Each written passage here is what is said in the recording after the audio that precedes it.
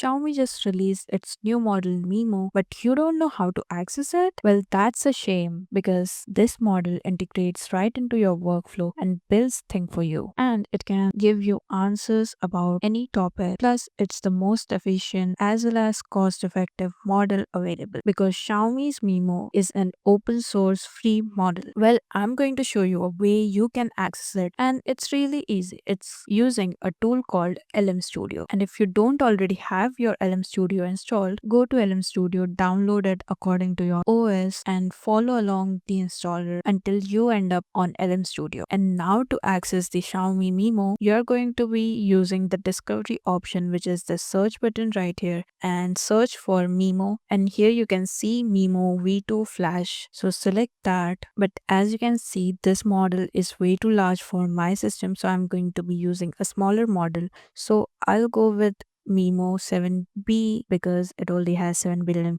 parameters and it is only 4 GB, which will be perfect for running on my system. Now all I have to do is click on this download button right here and wait for it to download the model. Okay, our model is now downloaded. Now all I have to do is load this models by clicking on this button here and wait for it to load onto my GPU. Once that's done, you can go ahead and start conversing with this model like usual. Like I'm going to type in this message, hey, what can you do? And this is a thinking model, so it will take some time think and give me a response. So this is the response that I got. It took about 40 seconds to think, which is fair because it's just a 7B model. Now I'm going to ask it to write a bedtime story for a small child. So here's the prompt and I'm going to send this, and this is the response that I got. It did take a little bit, but as it's running on my device using my own GPU and without an internet, it's good. So this is the story that it has generated and it looks nice. Now for the